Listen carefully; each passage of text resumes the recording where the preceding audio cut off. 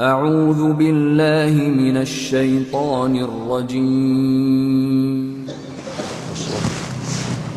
بسم الله الرحمن الرحيم. السلام عليكم ورحمة الله وبركاته. الحمد لله رب العالمين. نحمد الله على نعمه بجميع محامده ونثني عليه بآلائه في بادئ الأمر وعائده ونشكره على وافر عطائه ورافده ونعترف بلطفه في مصادر التوفيق وموارده وأشهد أن لا إله إلا الله وحده لا شريك له وأشهد أن سيدنا محمدا عبده ورسوله لا نبي بعد. اللهم صل وسلم وبارك على نبينا محمد وعلى آله وصحبه أجمعين. أما بعد فقال الله تعالى في القرآن الكريم: أعوذ بالله من الشيطان الرجيم. بسم الله الرحمن الرحيم. فتعالى الله الملك الحق ولا تعجل بالقرآن من قبل أن يقضى إليك وحيه وقل رب زدني علما. صدق الله العظيم.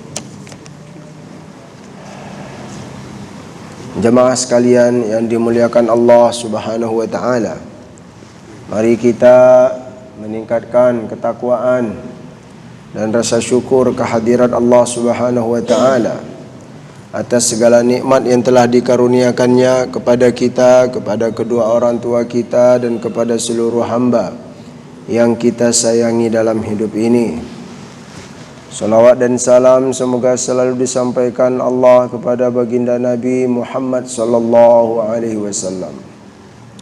Berbahagialah hamba yang selama hidupnya banyak membaca salawat dan salam kepada baginda Nabi. Berbahagialah hamba yang selama hidupnya punya keinginan yang besar, punya tekad yang kuat untuk menghidupkan sunnah-sunnah Nabi dalam kehidupannya.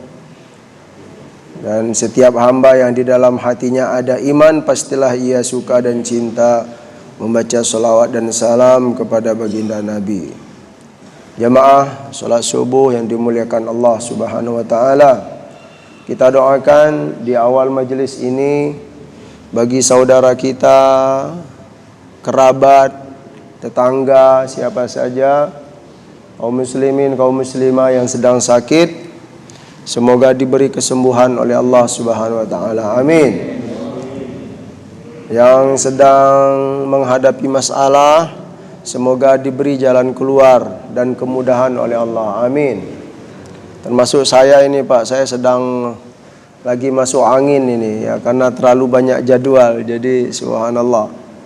Ya, semoga dikuatkan oleh Allah Subhanahu wa taala. Amin. Baiklah, kita melanjutkan ya kajian kita, yaitu pembacaan kitab Targhib wa Tarhib atau mukhtasar ya, ringkasan hadis tentang anjuran-anjuran Rasulullah dan larangan-larangan Rasulullah. Di pertemuan yang lalu kita sudah mulai tentang apa? Tentang anjuran-anjuran Nabi fi talabil ilmi wa ta'allumihi wa ta'limihi. Ya, itu dalam menuntut ilmu, bagaimana Rasulullah sallallahu alaihi wasallam mendorong, memotivasi para sahabat dan kaum muslimin untuk apa? Menuntut ilmu. Kemudian ya belajar dan mengajarkan, semuanya didorong oleh Rasulullah sallallahu alaihi wasallam. Kenapa dalam Islam ilmu itu penting? Karena sederhananya adalah kita beribadah itu bukan karena kebodohan. Nah, gitulah. Allah itu disembah bukan karena kebodohan dalam Islam, tetapi memang karena atas dasar ilmu. Ada ilmunya, ada istilahnya? Iya, logikanya gitu. Apa istilahnya? Iya, sesuatu yang kita lakukan itu masuk akal. Begitulah pentingnya ilmu. Jadi dalam Islam semua yang berkaitan dengan ilmu, selagi ilmu itu ya bermanfaat, didukung oleh Islam. Nah, tentu kalau kita bicara ilmu itu sangat umum. Nah, dari yang umum itu ada yang khusus. Yang khusus ini ya, yang nomor satu itu apa? Ilmu mengenal Allah Subhanahu wa taala. Nah, itu dulu. Mengenal Allah Subhanahu wa taala. Setelah kita kenal Allah, baru ilmu beribadah kepada Allah Subhanahu wa taala.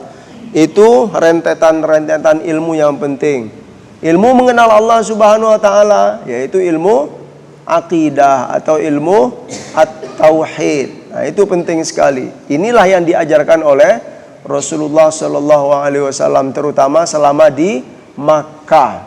Di Makkah itu Rasul belum diperintahkan untuk menyampaikan halal haram, tidak. Kenal Allah dahulu, beribadahlah kepada Allah. Itu dakwah yang disampaikan oleh Rasulullah sallallahu alaihi wasallam. Nah, setelah hamba sudah kenal Allah, baru ya di Madinah baru banyak ayat-ayat hukum itu baru turun. Itu sebenarnya secara logika atau secara sederhana kita bisa pahami ya. Orang kalau sudah kenal dengan Allah Subhanahu wa taala, dengan Sang Kholiknya, apapun perintah yang diturunkan dengan senang hati, iya ya Allah, gitu loh. Tapi kalau nggak kenal Sang Kholik gitu kan, ya perintahnya apa gitu, nggak tahu gitu Pak ya. Ini halal haram, paling jawabannya kenapa kamu lakukan ini? Ya kami dapatkan dari bapak-bapak kami dahulu ya gitu kan. Kenapa kamu minum khamar? Ya dari nenek moyang kami gitu loh. Itu jawaban. Gitu. Jadi memang subhanallah, ilmu itu sangat penting. Dari itu kita temukan dalam hadis-hadis Rasulullah sallallahu alaihi wasallam. Baiklah. Hadis hari ini lanjutannya yaitu wa ani bin Abbas radhiyallahu anhuma qala Rasulullah sallallahu alaihi wasallam, dari Ibnu Abbas radhiyallahu anhuma qala, beliau berkata, Rasulullah sallallahu alaihi wasallam bersabda, man jaa ajaluhu wa huwa yatlubul ilma laqiyallaha wa lam yakun bainahu wa bainan nabiyyina illa darajatun nubuwah. Hadis ini kalau kita lihat dari derajatnya tidak terlalu kuat ya, tetapi kenapa para ulama menyampaikan ini ya? Dalam ilmu hadis itu Bapak Ibu, kalau hadis tersebut berkaitan dengan fadailul a'mal, untuk memotivasi kita untuk berbuat baik, maka itu bisa dipakai gitu loh. Kalau itu berkaitan dengan fadailul a'mal, mendorong orang untuk rajin nuntut ilmu gitu loh Pak. Kira-kira ini berkaitan dengan fadailul a'mal enggak? Hadis yang begini Pak. Sudah kita terjemahkan belum ya? Kita dengarkan dulu. Apa kata Nabi di sini dari Ibnu Abbas? Man jaa ajaluhu, barang siapa yang ajalnya tiba dan ketika itu wa huwa yatlubul ilma, ketika itu dia sedang menuntut ilmu, ajal tiba, laqiyallaha lalu kalau begitu kata Nabi, maka dia menghadap Allah Subhanahu wa taala. Walam yakun bainahu wa bainan nabiyina illa darajatun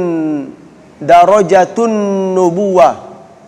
Hamba yang begini ya, ketika dia sedang nuntut ilmu, tiba ajal ya, kata Nabi, dia menghadap Allah ya, tidak ada jarak di antara dia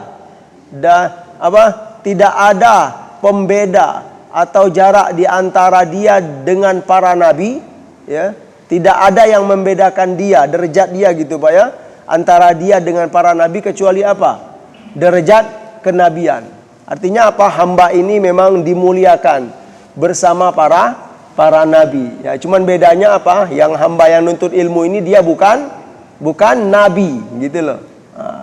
Kalau para nabi ya tentulah keistimewaan yang khusus. Tetapi di akhirat akan dikumpulkan. Nah, kira-kira hadis ini bisa nggak kita kelompokkan kepada fadhailul a'mal?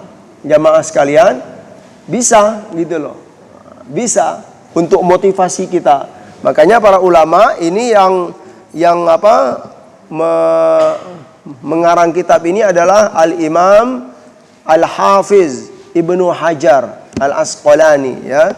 Kemudian dalam ilmu hadis itu juga kalau ada hadis yang dhaif, ya, satu hadis yang dhaif dalam satu bahasan, kemudian hadis ini dia dikuatkan dengan hadis-hadis yang lain. Nah, gitu loh Pak, ya. Dikuatkan dengan hadis-hadis yang lain. Maka yang dhaif ini bisa menjadi kuat dia. Nah, gitu loh. Makanya ada istilah para ulama, tidak semua hadis dhaif itu dibuang, gitu loh.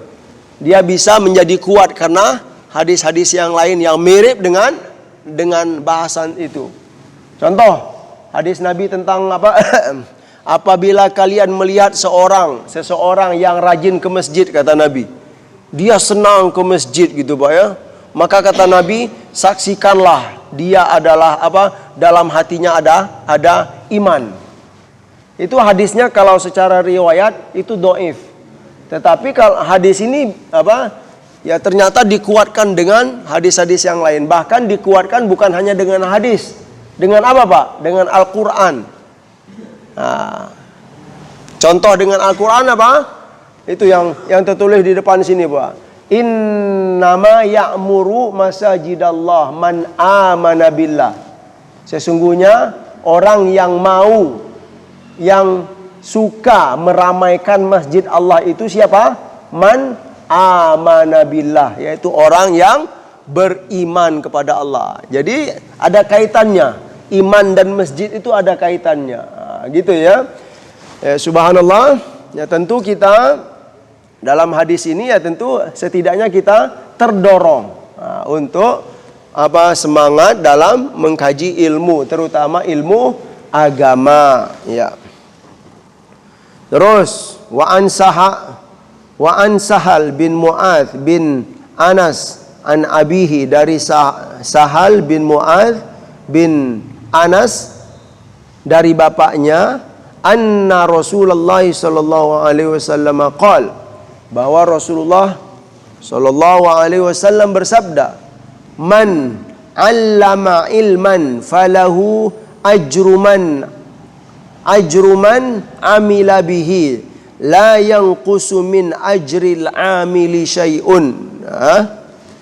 Apa kata Nabi sallallahu alaihi wasallam? Barang siapa yang mengajarkan suatu ilmu kepada orang lain, maka dia mendapatkan pahala dari orang yang mengamalkan ilmu yang ia ajarkan, tanpa mengurangi pahala siapa Pak?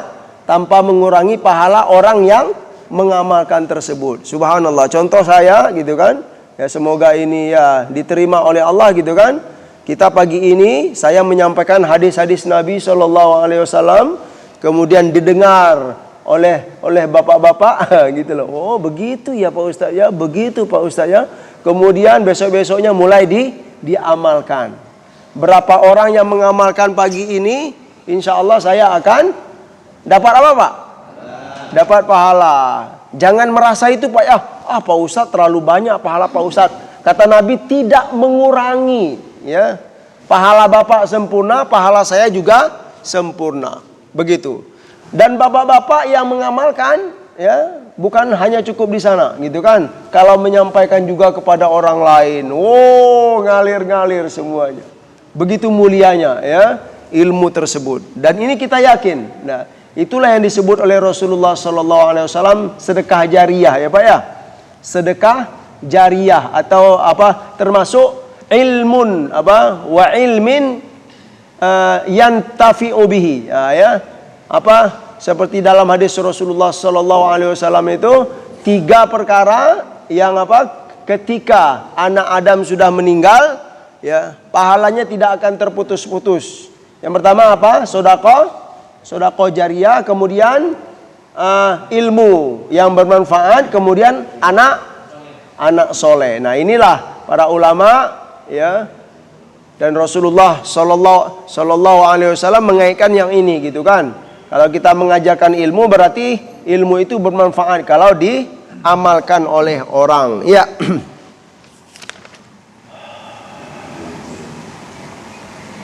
Selanjutnya wa an Abi Dzar ya. Qala Rasulullah sallallahu alaihi wasallam ya. Dari Abu Dzar radhiyallahu anhu qala bahwa Rasulullah sallallahu alaihi wasallam bersabda, ya Abu Dzar. Nah, Rasul berpesan kepada Abu Dzar, li an taghdu ya, li an taghdu fatata'allama ayatan min kitabillahi khairun laka min an tusalliya mi'ata raka'atin. Ya, ini bagus juga, Pak. Wahai Abu Dzar, kata Nabi SAW, ketika kamu memulai harimu, ya, memulai pagimu, harimu, ketika itu kamu mulai dengan ayatan min kitabillah. Ya, Pak ya. Kita apa? Kamu fatata'allama ayatan min kitabillah. Kamu belajar satu ayat dari kitab Allah Subhanahu wa taala. Belajar Al-Qur'an, belajar baca Al-Qur'an, belajar apa? Memahami Al-Qur'an, kata Nabi sallallahu alaihi wasallam, itu lebih baik ya bagimu, khairun laka. Lebih baik dari apa? Khairun laka min an tusalliya mi'ata raka'atin. Ya, Pak ya. Kita mulai hari kita dengan belajar satu ayat Al-Quran, belajar satu ayat ya, baik itu membaca, baik itu apa Pak, memahami, kemudian mengambil pelajaran-pelajaran dalam satu ayat tersebut, yang intinya adalah belajar, menuntut ilmu. Ya, itu lebih baik min antusolliya mi'ata raka'atin, lebih baik daripada kamu sholat 100 rakaat. Gimana itu Pak? Kira-kira hadis ini termasuk fadhailul amal juga enggak? Iya, bisa kita apa? Bisa kita kelompokkan kepada fadhailul amal. Lebih baik daripada kamu sholat sunat nih maksudnya. Sholat sunat 100 rakaat. Begitu mulianya ilmu. Ya, Bapak Ibu yang dimuliakan oleh Allah Subhanahu wa taala. Selanjutnya, lanjutan hadis. Wali an taghdu ya fatata'allama baban minal ilmi ulima bihi aw lam yu'mal bihi. Selanjutnya kata Nabi, kamu mulai harimu ya dengan belajar satu bab dari ilmu. Satu bab ya. Kalau yang pertama tadi satu ayat. Ya, berikut ini adalah belajar satu bab dari ilmu ya. Satu bab dari ilmu tauhid misalnya, atau ilmu fikih, atau ilmu apalah yang dengan ilmu tersebut kita semakin kenal dengan Allah, semakin cinta dengan Islam ini ya. Satu bab dari ilmu, baik kata Nabi ilmu itu diamalkan ya atau belum diamalkan, gitu loh Pak. Baik ilmu yang kamu pelajari itu sudah diamalkan maupun belum diamalkan, satu bab itu gede gitu loh. Artinya banyak bahasannya. Bukan hanya satu ayat ya. Itu lebih baik bagimu gitu kan, lebih baik khairun laka min antusolliya alfa raka'atin ya. Itu lebih baik bagimu daripada kamu sholat sunat 1000 rakaat. Belajar ilmu itu penting sekali. Itu intinya Pak ya. Jangan dipikir itunya Pak. Jangan pikir apa 100 rakaatnya, bukan fokus di sana. Kita fokusnya kepada apa? Belajar ilmunya ya. Belajar ilmu itu memang dimuliakan sekali ya dalam Islam. Daripada apa? Kita hanya sholat. Maksudnya di sini adalah orang yang sholat sunat ya 100 rakaat tapi dia tidak berilmu, itu maksudnya. Ya Pak ya. Ya, hanya sibuk sholat saja gitu kan. Ya, sholat tanpa memperhatikan kualitas sholatnya. Itu maksudnya. Lebih baik kamu belajar ilmu satu ayat saja. Kemudian satu ayat Al-Quran tersebut kamu pelajari, ya. Ini artinya, ini pelajaran yang ada dalam ayat ini. Itu lebih baik daripada kamu Sholat 100 rakaat. Sholat Sholat sunat 100 rakaat. Ya. Begitu mulianya dalam Islam, ya, menuntut ilmu, ya. Bapak Ibu yang dimuliakan oleh Allah Subhanahu wa taala. Selanjutnya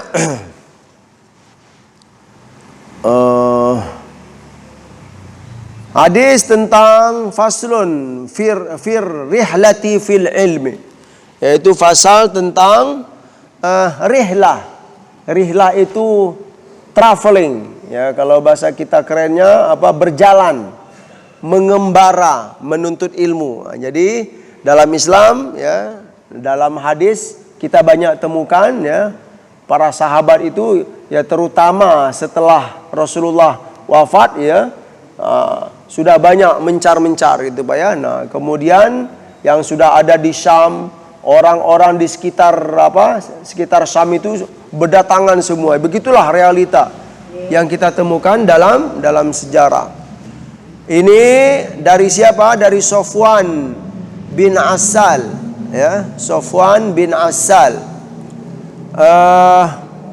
Beliau berkata, "Ataitun Nabiyya sallallahu alaihi wasallam wa huwa fil masjidi muttaqiun ala burdin lahu ahmar, ya. Faqultu lahu ya Rasulullah inni ji'tu atlubul ilma." Faqala marhaban bi talibil ilmi inna talibal ilmi, ya, la yahuffuhul malaikatu bi ajnihatiha thumma yarkabu ba'duhum ba'da hatta yablugha as-samaa'a ad-dunya min hubbihim lima yatlubu, ya. Dari Sofwan bin Asal qala, beliau berkata, suatu hari aku datang kepada Nabi sallallahu alaihi wasallam. Ketika itu Rasulullah sedang duduk di masjid. Beliau sedang pakai apa, Pak? Sedang pakai, ya, sorban di kita lah gitu. Warna ahmar, ya, warna ahmar, warna merah. Ketika beliau datang kepada Rasulullah tersebut, beliau berkata kepada Nabi, "Wahai Nabi, ya Rasulullah, wahai Rasulullah, aku datang kepada baginda atlubul ilma, untuk nuntut ilmu." Kata Sofwan bin Asal. Bertemu Nabi, menemui Nabi, kemudian menyampaikan, "Aku datang kepada baginda untuk menuntut ilmu." Lalu Rasulullah sallallahu alaihi wasallam menjawab, menyambut, faqala marhaban bi talibil ilmi. Pak, ya. Marhaban itu kalau bahasa kampung kita apa, Pak? Welcome. Kalau bahasa kampung kita, Pak, ya. Welcome, kata Nabi, sini. Itu artinya apa? Nabi itu sangat senang. Marhaban bi talibil ilmi. Kalau kamu memang datang untuk nuntut ilmu, marhaban, kata Nabi. Ya, bi talibil ilmi. Kemudian Rasulullah menguatkan Sofwan ini dengan sabda beliau, inna talibal ilmi wahai Sofwan, sesungguhnya penuntut ilmu itu, kata beliau, la yahuffuhul malaikatu, ya, penuntut ilmu itu dikelilingi oleh para malaikat, Pak. Ini penuntut ilmu itu, Pak, dikelilingi oleh para malaikat, yang mana ketika itu para malaikat itu mengembangkan sayapnya, gitu loh, Pak, ya. Mengembangkan sayapnya. Kemudian mereka pun thumma yarkabu ba'duhum ba'da. Apa istilahnya? Para malaikat itu berbaris, ya, bertingkat-tingkat gitu loh, Pak, ya. Hatta yablugha as-samaa'a ad-dunya, sampai mereka sampai kepada langit dunia. Berbaris, bersaf-saf lah gitu, ya. Kenapa mereka melakukan itu? min hubbihim lima yatlubu. Para malaikat itu senang terhadap apa yang ia cari. Ya, para malaikat itu senang terhadap apa yang dicari oleh hamba ini, gitu. Apa yang dia cari, Pak?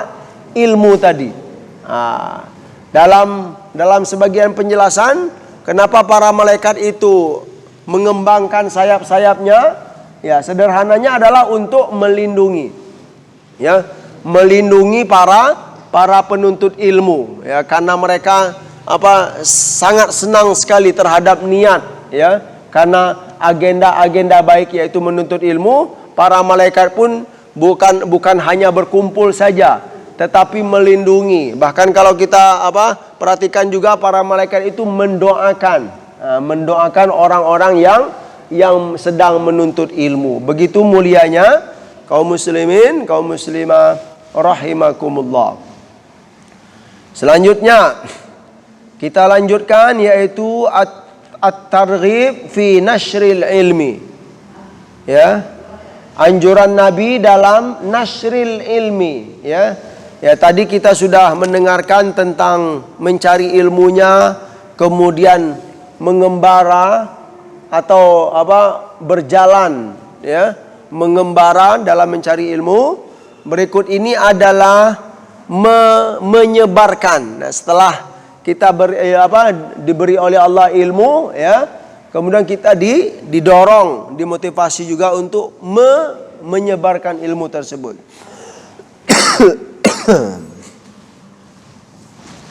Hadis yang pertama, Ani bin Mas'ud radhiyallahu anhu qala, beliau berkata, qala Rasulullah sallallahu alaihi wasallam, Rasulullah sallallahu alaihi wasallam bersabda, ad-dalu 'alal khairi kafailihi. Nah, ini hadis singkat, dan saya rasa kita sering mendengarkan ini, Pak. Ad-dalu 'alal khairi kafailihi. Apa artinya? Ad-dalu itu adalah orang yang menunjuki sesuatu, ya. Orang yang menunjuki 'alal khairi, atas suatu kebaikan. Nih, lakukan ini Bapak, lakukan ini Bapak, gitu loh. Bapak jalan sini ya, ini jalan ke masjid ya, gitu loh. Ditunjuki. Siapa yang menunjuki jalan untuk suatu kebaikan, ya, maka kafailihi, orang yang menunjuki itu sama dengan orang yang melakukan apa yang ia tunjuki. Gitu loh. Misalnya kita sampaikan kepada jamaah, gitu kan, Bapak, ya, lakukan ini, kemudian dilakukanlah oleh jamaah sekalian, ya. Maka saya yang menunjuki itu, kata Nabi, kafailihi, sama seperti orang yang melakukan, gitu loh. Sama dapat pahalanya, ya, sama gitu. Seperti hadis yang sudah kita baca, tidak ada bedanya. Dalam riwayat lain, ya, Rasulullah Shallallahu Alaihi Wasallam menyampaikan, ya, dengan lafaz lain, apa bunyinya? Man dalla ala khairin falahu mithlu ajri fa'ilihi. Jadi hadis itu, Bapak Ibu, dalam satu bahasan, hadis itu tidak satu, banyak narasi-narasinya, tetapi bahasannya satu, gitu loh. Contohnya apa tadi?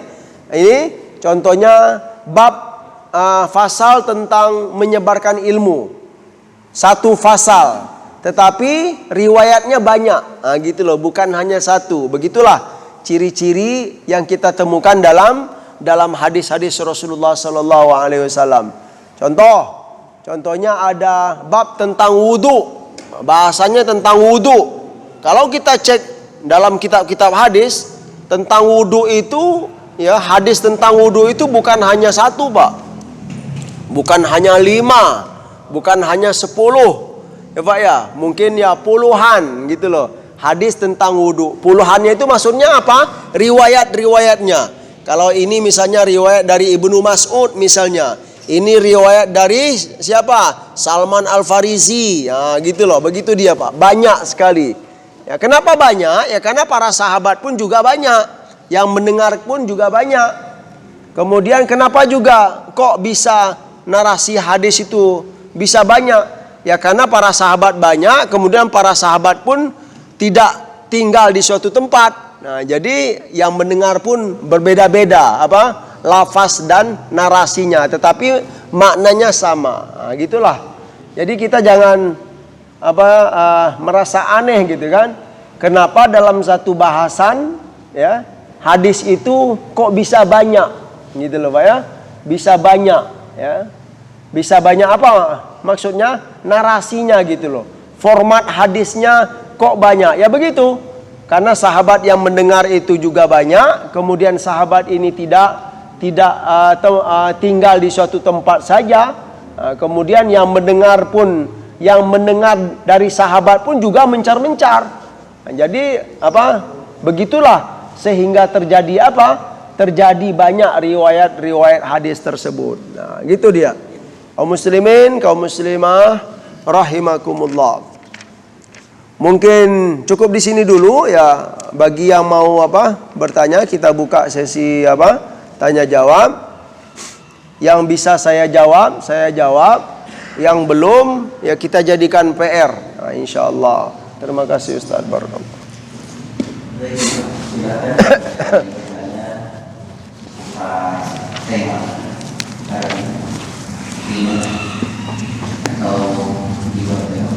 Sudah hidup. Bis.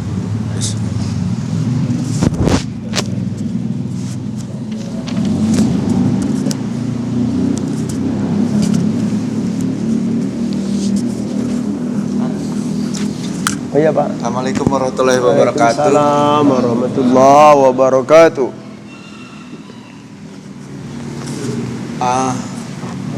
Bahasannya kan tentang kita mencari ilmu ya. Iya Pak. Cuman yang saya pengen tahu tuh kategori, kalau enggak penuntut ilmu tuh kayak apa sih? Iya, apakah kita sebagai santri, apakah kita juga bisa termasuk di dalam penuntut ilmu itu? Iya Pak. Apakah memang kan kita menuntut ilmu tuh kayak misalkan sekarang kan durasinya hanya sedikit. Iya.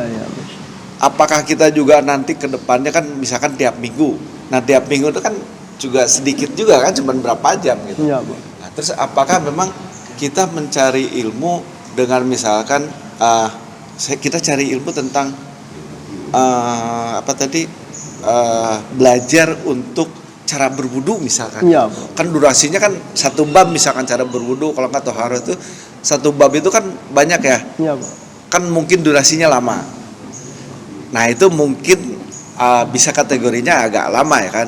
Tapi kalau sekarang ini kita ini bahwa kita menuntut ilmunya hanya seminggu sekali misalkan gitu, dan berbagai macam ilmu. Apakah itu pun disebut penuntut ilmu dan maksudnya itu berkelanjutan? Iya Pak.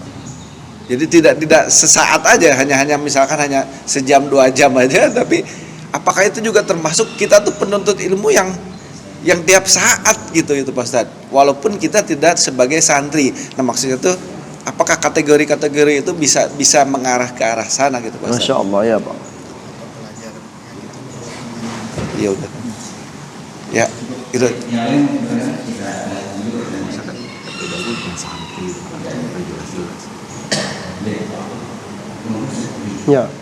Ya kita jawab dulu. Masya Allah. Pertanyaan yang pertama yaitu penuntut ilmu itu bagaimana kategorinya Pak ya? Apakah kita harus mondok gitu Pak ya? Mondok pergi ke kampung sana ninggalin ini gitu Pak ya? Ya, ini bagus, pertanyaan bagus. Sederhananya adalah penuntut ilmu itu adalah orang yang datang ke suatu majelis yang dimana dalam majelis itu disampaikan ya ilmu, dan ilmu ya Bapak Ibu yang dimuliakan oleh Allah, kalau kita merujuk kepada dunia para ulama ya, dari zaman para sahabat ya, Rasulullah, para sahabat tabi'in, yang disebut dengan ilmu itu adalah Ini apa khusus dalam Islam ya, maksudnya gitu. Dalam majelis tersebut ya tidak lepas dari ini Pak ya. Kalau kita misalnya kita yang hadir ke sebuah majelis ya, maka kita akan berstatus penuntut ilmu. Tetapi dengan catatan dalam majelis tersebut ya harus ada disampaikan. Yang pertama ayat-ayat Allah. Itu loh Pak. Kemudian hadis-hadis Rasulullah sallallahu alaihi wasallam. Itu memang apa terkhusus sekali gitu kan. Kalau kita bicara tentang ilmu yang dimaksud apa? Tolabul ilmi faridotun itu ya, menuntut ilmu itu sebagai faridoh. Artinya adalah ilmu yang apa?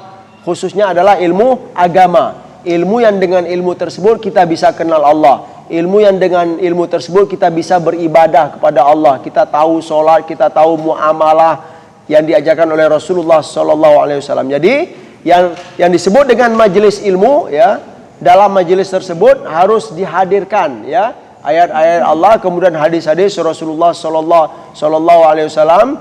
Nah, setelah itu barulah pendapat-pendapat dan penjelasan-penjelasan para ulama tentang apa? Tentang Al-Qur'an dan hadis itu juga gitu kan. Nah, itu semuanya. Nah, kemudian dalam majelis itu, kalau memang dalam majelis tersebut sudah ada ini, orang yang datang mendengarkan majelis itu ya, maka itu bisa disebut dengan apa Pak? Penuntut ilmu. Masalah durasi itu tidak bukan menjadi syarat. Mau 1 jam saja, ya Pak ya? Mau 2 jam atau mau 1 hari atau mau 1 minggu, tidak. Nah, cuman kalau untuk yang ideal. Nah, kalau ideal iya. Ya. Yang ideal itu memang harus apa Pak? Ya disesuaikan saja gitu kan. Ya, kalau bagi kayak santri misalnya kan. Santri di pesantren nggak boleh pulang kecuali setelah 3 bulan misalnya, atau setelah setengah tahun ya. Itu memang ideal. Cuman secara umum dalam Islam itu menuntut ilmu itu memang tidak ada durasi. Ya istilahnya apa Pak? Ustaz? Minal mahdi ilal lahdi. Ya, kita dalam Islam itu diajarkan nuntut ilmu itu tidak pakai batas, nggak pakai durasi. Dari kita kecil sampai kita meninggal, ya. Seorang muslim itu dituntut jangan tinggalkan, ya, menuntut ilmu tersebut, ya. Bahkan ada istilah siapa? Subhanallah saya lupa. Ibnu Mubarak, ya. Al-Imam Ibnu Mubarak, ya. La yazalul mar'u aliman ma talabal ilm. Fa idza dhanna annahu qad alim faqad jahil. Nah, ini bagus Pak ya. Seseorang itu masih dikatakan dia berilmu. Ya, seseorang itu masih dikatakan dia seorang alim dengan catatan apa? Selagi dia masih mau menuntut ilmu. Kalau dia sudah mengira fa idza dhanna annahu qad alim faqad jahil. Seseorang kalau sudah mengira dirinya sudah alim, berilmu, sudah mengira dirinya berilmu, kemudian dia meninggalkan menuntut ilmu, faqad jahil. Sungguh dia telah berbuat kebodohan. Jadi dalam Islam kita nggak dianjurkan Pak, ya. Oh saya sudah selesai kuliah, saya nggak mau lagi baca-baca gitu kan, nggak mau lagi nuntut ilmu. Oh saya sudah doktor nih gitu kan, saya nggak mau lagi datang ke majelis-majelis ilmu. Itu sungguh dia telah berbuat kebodohan, ya. Artinya apa? Setinggi apapun ilmu kita dalam Islam, kamu harus selalu, ya, status sebagai penuntut ilmu itu kalau bisa harus kita sandang Pak, karena itu adalah status yang mulia. Jadi tentang durasi memang ya, dari sepanjang hayat itu Pak ya. Cuman kalau untuk formalnya, ya idealnya iyalah seperti di pesantren, harus ke pesantren. Tapi kalau sederhana, kita merujuk juga kepada zaman para sahabat Pak. Para sahabat itu ternyata tidak semuanya menghadiri majelis Rasulullah Sallallahu Alaihi Wasallam. Ya saya ada baca di kitab Siratus Sohaba karangan Dr. Mustafa Murad gitu kan. Beliau menyampaikan dengan riwayat yang sangat kuat. Ya, Sayyidina Umar, ya, kemudian sahabat-sahabat yang lain menyampaikan kami itu di masa Rasulullah Sallallahu Alaihi Wasallam tidak semua kami hadir ke majelis Rasul itu tiap hari gitu kan. Kenapa? Karena kami punya kesibukan masing-masing. Disampaikan dengan jelas. Sahabat itu enggak semuanya hadir setiap hari ke majelis Rasul. Ya, ada yang pergi ke ladang, ada yang berdagang, ada yang apa-apa. Tetapi Pak, rakusnya para sahabat dengan menuntut ilmu itu apa?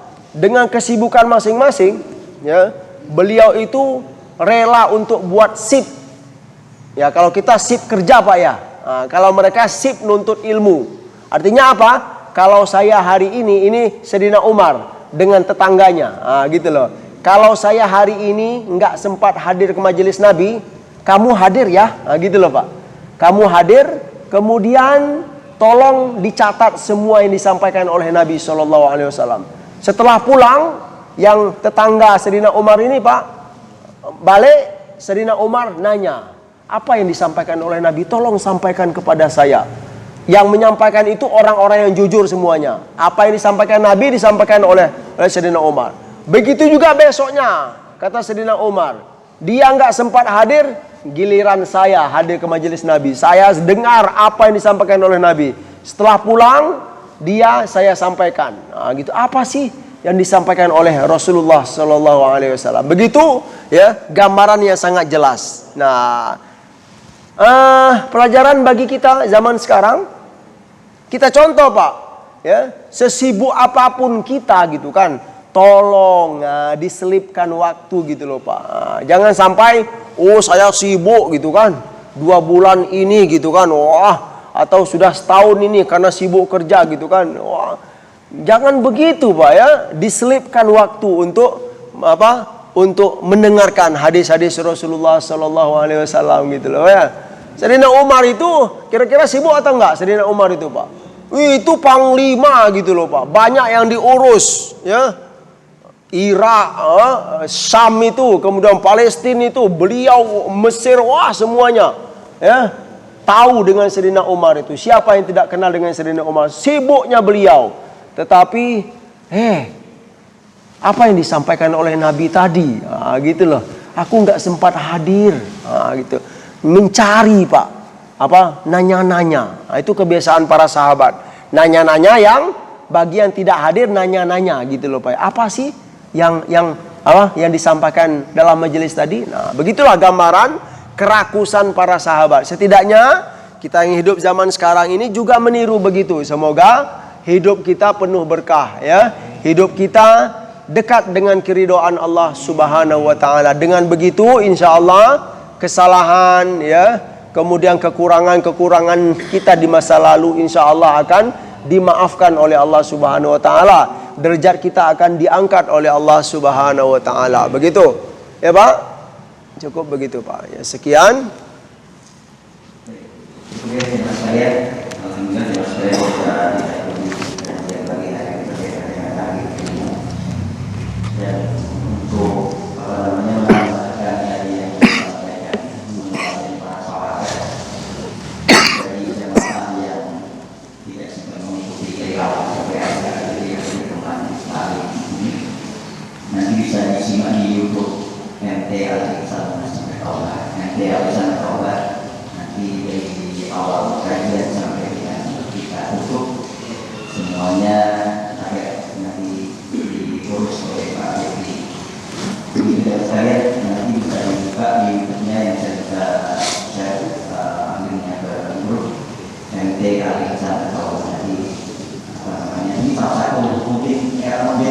Iya, Masya Allah.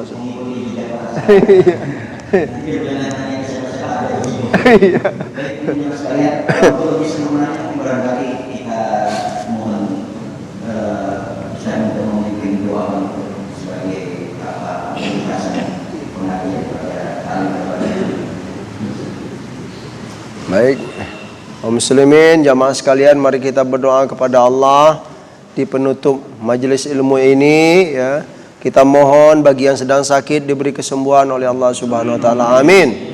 Yang sedang ada masalah semoga diberi jalan keluar dan kemudahan oleh Allah Subhanahu wa taala. Amin ya rabbal alamin. Al-Fatihah. A'udzu billahi minasyaitonir rajim. Bismillahirrahmanirrahim. Alhamdulillahirabbil alamin. Arrahmanir rahim. Maliki yaumiddin.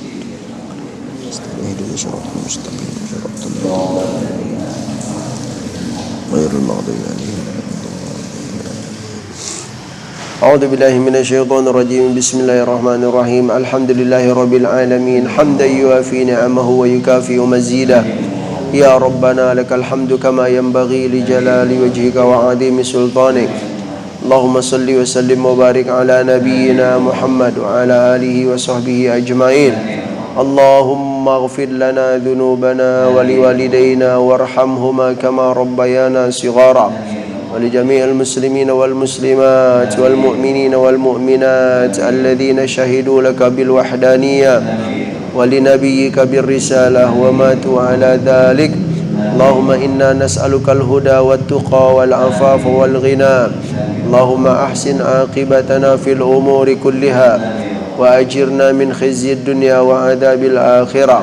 اللهم إنا نسألك العفو والعافية في الدنيا والآخرة. اللهم إنا نسألك العفو والعافية في الدنيا والآخرة. لا إله إلا أنت سبحانك إنا كنا من الظالمين.